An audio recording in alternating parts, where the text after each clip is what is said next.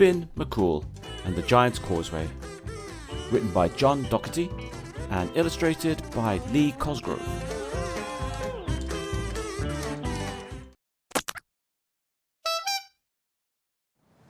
Chapter 1.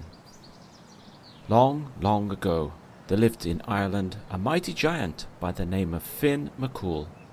Finn was taller than an oak tree and stronger than a dozen oxen. He was brave and kind, but he was also very proud. "I am the greatest giant of them all," he would boast. "There is no one who can beat me." Across the sea in Scotland, there lived another giant. This one was called Angus. He was huge and strong, with an angry red face, and everyone feared him. One day, Angus was told of Finn's boasting. When he heard that Finn thought he was the greatest giant of all, Angus flew into a rage. "I am the greatest giant," he roared. "I'll teach Finn a lesson he won't forget."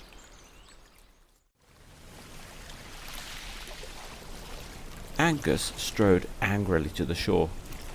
He looked across at Ireland. Cupping his hands to his mouth, he bellowed, "Hey, Finn MacCool, come and see what a real giant looks like, you great baby." The breeze carried his words to Finn, and when Finn heard them, his temper rose. Standing on the cliffs of County Antrim, he roared back, "All I see is a giant fool!" At this, Angus shook with anger. "If I could only get across the sea to you," he shouted, "I will teach you a lesson you never forget." "That's easily done," Finn replied. He tore a great rock from the cliffs and hurled it into the waves, the first stone of a giant pathway across the sea. Angus began to do the same. But as the giants drew closer to one another, Finn began to worry. He was getting tired, and Angus did look very big and very strong. So Finn hurried home to his wife, Oona. She was not as big or as strong as he was, but she was very clever. He told her all about Angus and the path across the sea. Oona sighed. "Finn," she said, "you're being a big baby." "I'm not being a baby," Finn said. Oona put a baby's bonnet on his head. "You are now," she told him, and she gave him a nightgown and made their bathtub look like a giant cot. "Lie down," she told Finn, "and leave Angus to me." Soon there came a loud knock on the door. Oona opened it. There stood Angus, his face redder and angrier than ever. "I've come to see Finn," he growled. Oona smiled. "Come in," she said. "He's out hunting, but he'll be back soon." Chapter 2. "Are you a friend of Finn's?" Oona asked. "No," snarled Angus. "I've come to show him that I'm stronger than he is." "Really?" said Oona. "A little fellow like you?" "Little," said Angus crossly. "I'm the biggest giant there is." Oona smiled. "I don't mean to be rude, she said, but you're hardly bigger than Finn's baby." and she nodded at the cot where Finn lay staring up with wide, nervous eyes. Goo goo?" said Finn. Angus looked at the cot. "My, he said. What a big baby." "Not really. Oona said. Not when you think how big his daddy is." Now Angus began to worry. If Finn's baby was so big, Finn must be much bigger. "Still," he said. "Finn may be big, but he can't be as strong as I am. I'm glad to hear it, said Oona. I have a job that needs doing. If you're stronger than Finn is, you'll find it easy. I'm sure I will, said Angus. I'm glad to hear it, Oona said. I'd like you to turn the house around.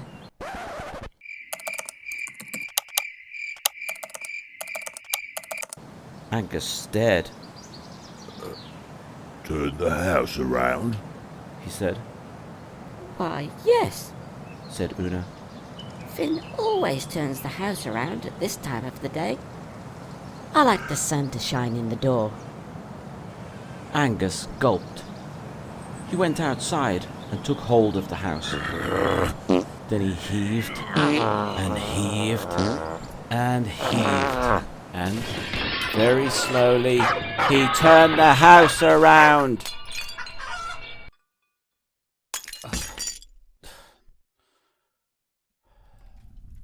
Anyway, in his cot, Finn felt the house move. He put his thumb in his mouth and sucked it, worrying. Angus must be very strong to do such a thing. At last, Angus finished turning the house. There, he said proudly. Well done, said Oona. Finn can do it much faster than that, mind you. Angus's face fell. But that wasn't bad for such a little fellow, Oona went on. You must be tired now. Come in and have a snack. Chapter 3. Angus went in and sat down. Oona gave him a cake. She had just made it and it was still hot. Try this, she said. Finn likes nothing better than one of these cakes after he's been working hard. Thanks, said Angus, and he took a big bite. But Angus did not know that Oona had baked a stone inside the cake. Ow! He yelled. What's wrong? Oona asked. I broke my tooth on your cake. Angus howled. Really? Said Oona. You must have very soft teeth. Finn loves these cakes. So does the baby, she added. She gave a cake to Finn, but she was careful to give him a cake without a stone inside. Finn ate it in 3 big bites. More, he said. Mummy, more. Angus stared. That baby must have very strong teeth, he said. Oona smiled. Not really, she said. Not when you think how strong his daddy is. You can feel them if you like. So Angus put his hand in Finn's mouth to feel his teeth. And Finn bit as hard as he could. Angus yelled with pain. Just then, Oona said, I think I hear Finn coming home. Angus's red face turned pale. If Finn's baby was so strong, Finn must be much stronger. Is that the time? he said. I'm sorry, but I have to go. Angus, fight Daddy, said Finn. Not today, Angus said. Angus, fight Baby, said Finn, and he jumped out of the cot. This was too much for Angus. He turned and ran. Help! He cried. There's a giant baby after me. He ran all the way back to Scotland, tearing up the path so that neither Finn nor the giant baby could follow.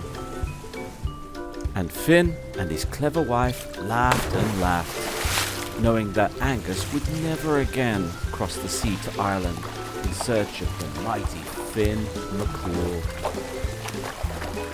If you ever go to County Antrim, you may see the few rocks that Angus left behind. They are still called the Giant's Causeway, and they are one of the wonders of the world. If you enjoyed this story, please consider purchasing a copy via the link below in the description. And do remember to like, subscribe, and tap the notification bell so you can be notified when I have new content. Thanks for watching.